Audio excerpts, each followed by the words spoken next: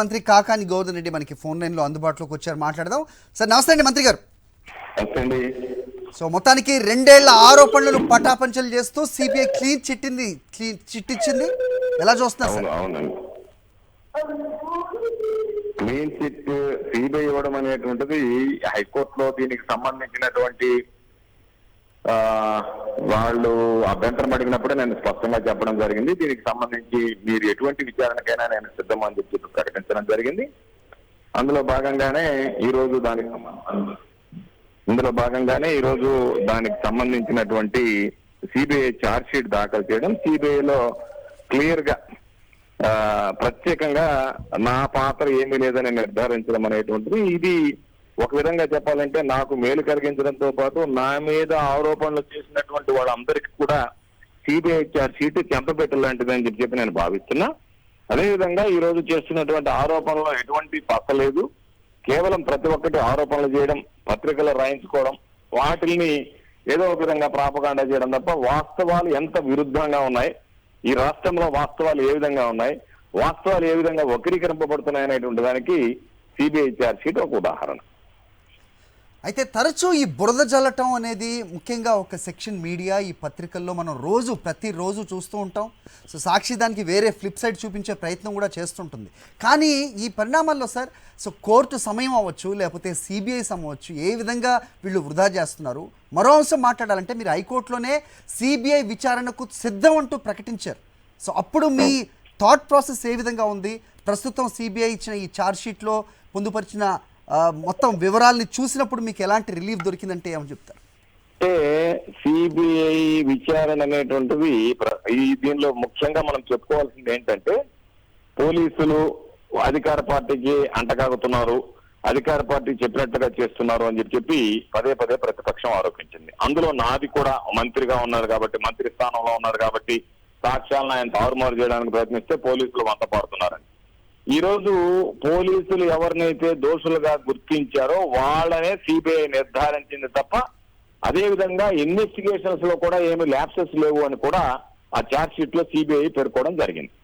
రెండవది, అది వీళ్ళు పోలీసు మీద, ఈ రాష్ట్ర పోలీసు యంత్రాంగం మీద చేస్తున్నటువంటి ఆరోపణలన్నీ అసత్యాలని చెప్పడానికి అదొక రుజువు. రెండవ విషయానికి వస్తే, అనేక రకాలైనటువంటి ఆరోపణలు ఈ రాష్ట్రంలో ప్రతిపక్ష నాయకుడు చంద్రబాబు నాయుడు దగ్గర నుంచి, ఆయన కొడుకు దగ్గర లోకేష్ దగ్గర నుంచి అడ్డమైన ప్రతివాడు నన్ను ఈ 2 సంవత్సరాలు విమర్శించాడు.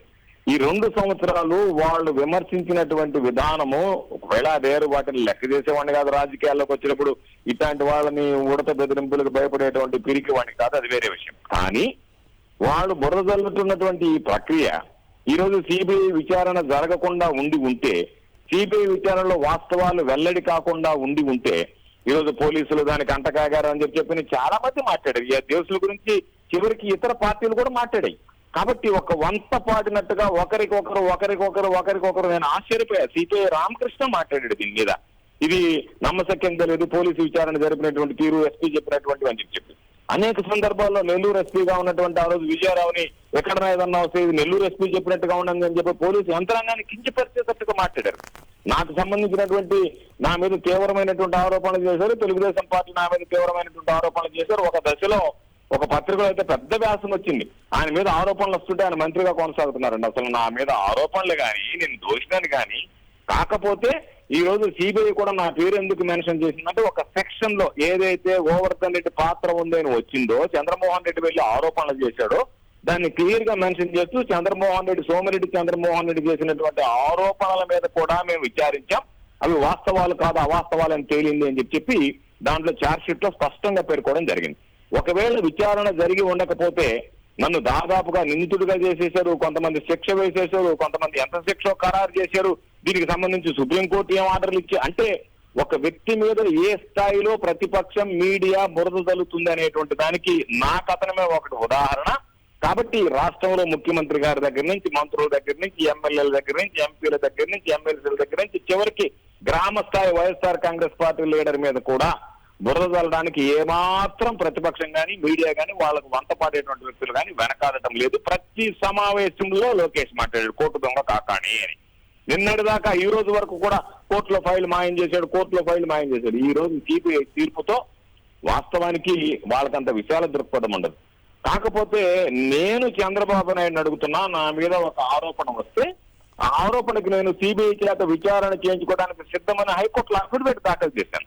సిబిఐ ఏ రోజుకి హైకోర్టు విచారణ సిబిఐకి ఆదేశించిందో ఆ రోజు నేను స్వాగతించాను.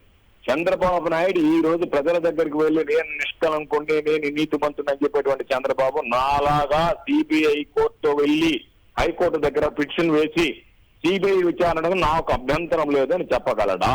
దానికి చంద్రబాబు నాయుడు సమాధానం చెప్పాలి. నా గురించి చేసినటువంటి ఆరోపణలకు సిబిఐ ఛార్జ్షీట్ సమాధానం. నేను చంద్రబాబు నాయుడు చేసేటువంటి ఆరోపణలు చంద్రబాబు నాయుడు అవినీతి పరుడు, నా మీద అనేక రకాలైనటువంటి మరకలు అందించాడు. ఆ మరక కూడా నాకు మేలైందని చెప్పి రోజు నేను భావిస్తున్నా.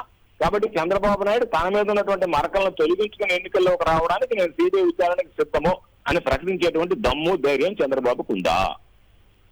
మీరు వేస్తున్న సవాల్ని ఆయన స్వీకరిస్తారనే నమ్మకం మీకుందా సార్? నాకు లేదు. ఎందుకంటే నేను ఎందుకు అన్నానంటే చంద్రబాబు నాయుడు మీద ఏ రోజు కేసు వేసినా సరే నా మీద ఒక అభియోగం వస్తే నాకు హైకోర్టు వెంటనే నోటీస్ ఇచ్చింది.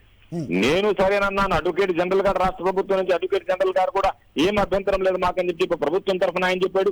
కాబట్టి ఈ రోజు చంద్రబాబు నాయుడు మీద ఏ రోజు విచారణ జరిగినా నేను కూడా వెళ్ళుండొచ్చు కోర్టుకి. ఏమని నా మీద విచారణ జరగాల్సినటువంటి అవసరం లేదు. నాకు ఆ ధైర్యం ఉంది కాబట్టి, నా పాత్ర లేదు కాబట్టి, నేను దాంట్లో ఎటువంటి నాకున్నటువంటి ఏమీ లేదు కాబట్టి, నా జోక్యం లేదు కాబట్టి దాని మీద నేను గట్టిగా మాట్లాడగలిగాను. చంద్రబాబు నాయుడు జోక్యం లేకపోతే నాలాగనే గట్టిగా కోర్టుకు వెళ్ళి అఫిడవిట్ చేసి ఉండేవాడు, స్వాగతించిండేవాడు. చంద్రబాబు నాయుడు జోక్యం దీనిలో దాగుంది. రాష్ట్రాన్ని దోచుకున్నాడు కాబట్టి చంద్రబాబు నాయుడు నేను విసిరినటువంటి సవాళ్ళను స్వీకరిస్తాడని నేను భావించడంలా. చంద్రబాబు నాయుడు సిబిఐ సవాళ్ళను స్వీకరించనన్ని రోజులు, ఏ రోజు ఆయన స్వీకరిస్తాడో అప్పటి వరకు చంద్రబాబు నాయుడు రాష్ట్ర ప్రజల ధనాన్ని లూటీ చేసినటువంటి దోపిడీదారుగానే రాష్ట్ర ప్రజలు భావించాల్సినటువంటి పరిస్థితి. రైట్. కాకాని గారు, అయితే మీరు మంత్రిగా ఉన్నారు, మంత్రి స్థానంలో ఉన్నారు.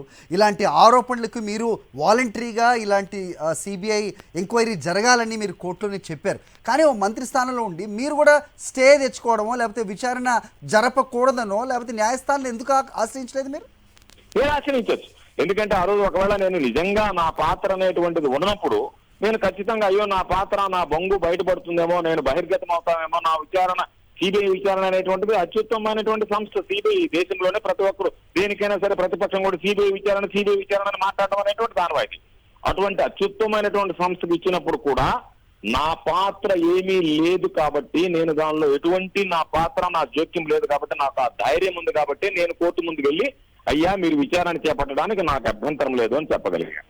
నేను నాకన్నా చంద్రబాబు నాయుడు తెలివి తక్కువ, బుద్ధిహీనుడు కాదు. చంద్రబాబు నాయుడు పాత్ర లేకపోయి ఉంటే చంద్రబాబు నాయుడు నాకన్నా ముందుగా వెళ్ళి నీకు ఈ కోర్టులో సిబిఐ విచారణకు నేను సిద్ధము అని చెప్పి దాని మీదనే మాట్లాడి దాని మీద మేము సిద్ధంగా ఉన్నాము సిబిఐ విచారణకు అని చెప్పి పత్రికల్లో, మీడియాలో పుంకాలుగా వచ్చాయి. ఈ బొంగు బయటపడుతుంది కాబట్టి సిబిఐ విచారణ జరిపితే చంద్రబాబు నాయుడు డొంకంతా తీగలాగితే డొంకంతా కదులుతున్నట్టుగా చంద్రబాబు నాయుడు భవిష్యత్తు, చంద్రబాబు నాయుడు గతంలో జరిగినటువంటి మొత్తం అన్ని కూడా అగమ్య గోచరంగా తయారవుతుంది. కాబట్టి చంద్రబాబు నాయుడు భవిష్యత్తు, చంద్రబాబు నాయుడు దాని జోలికి వెళ్ళటం లేదు. చంద్రబాబు నాయుడు దోషి, చంద్రబాబు నాయుడు ప్రజాధనాన్ని లూటీ చేశాడు. నేను మరలా చంద్రబాబుకు సవాల్ విసిరేది, చంద్రబాబు నిజంగా అవినీతి పరుడు కాకపోతే నాలాగా కోర్టు దగ్గరికి వెళ్ళి చంద్రబాబు నాయుడు నేను విచారణకు సిద్ధము అని చెప్పి ప్రకటించాల్సినటువంటి అవసరం ఉంది ఈ నేపథ్యంలో అని చెప్పి.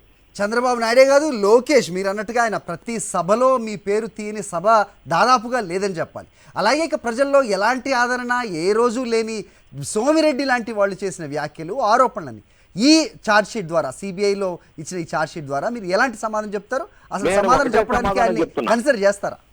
నేను ఒకటే సమాధానం చెప్తున్నా. చంద్రబాబు నాయుడు నోటి నుంచి కానీ, లోకేష్ నోటి నుంచి కానీ, సోమిరెడ్డి లాంటి ఉడకలు పట్టేటువంటి వాటి నోటి నుంచి కానీ వచ్చేటువంటి పచ్చి అబద్ధాలు అనేటువంటిది ప్రత్యేకంగా చెప్పాల్సినటువంటి అవసరం లేదు. నాతో పాటు నా మీద చేసినటువంటి పసలేనటువంటి ఆరోపణలు ఏదైతే ఉన్నాయో, అసత్య ఆరోపణలు ఏవైతే జరిగాయో అవి సిబిఐ విచారణలో ఛార్జ్ షీట్ ఫైల్ అయింది కాబట్టి వాస్తవాలు వెలుగు చూసి, లేని పక్షంలో చాలా మందిని డార్క్ లో పెట్టేటువంటిది. కాబట్టి ఈ రాష్ట్రంలో ప్రతిపక్షాలు చేసేటువంటి ప్రతి ఆరోపణ కూడా, నా మీద ఏ విధంగా అయితే ఆరోపణలు చేశారో చేసేటువంటి ప్రతి ఆరోపణ కూడా ప్రసలైనటువంటిది, అసత్యాలతో కూడుకున్నటువంటి ఆరోపణలు, కేవలం ఒక మైండ్ గేమ్ ఆడి ఈ ప్రభుత్వం మీద, ఈ ప్రభుత్వంలో ఉండేటువంటి మంత్రుల మీద, అందరి మీద కూడా దాడి చేయడానికి ఉపయోగించుకున్నటువంటి వ్యవస్థలాగా మనం భావించాల్సిందే తప్ప ఎక్కడ కూడా ఈ రోజు దీనిలో ఎంత మాత్రం వాళ్ళు ఎంత గంభీరంగా మాట్లాడారో, ఏ విధంగా నిత్తనిలున్న దానికి సంబంధించినటువంటి సభల్లో ఇది సత్యం అన్నట్టుగా మాట్లాడారో అవన్నీ అసత్యాలని తేలిపోయిన తర్వాత ఈ రోజు దాని గురించి వాళ్ళు ఏమీ సమాధానం చెప్పలేక మరొక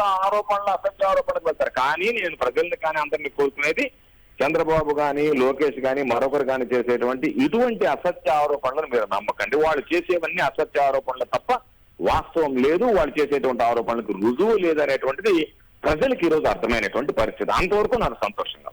ఓకే మంత్రి గారు, థ్యాంక్స్ అండి ఫోన్ లైన్లో అందుబాటులోకి వచ్చినందుకు. Thank you.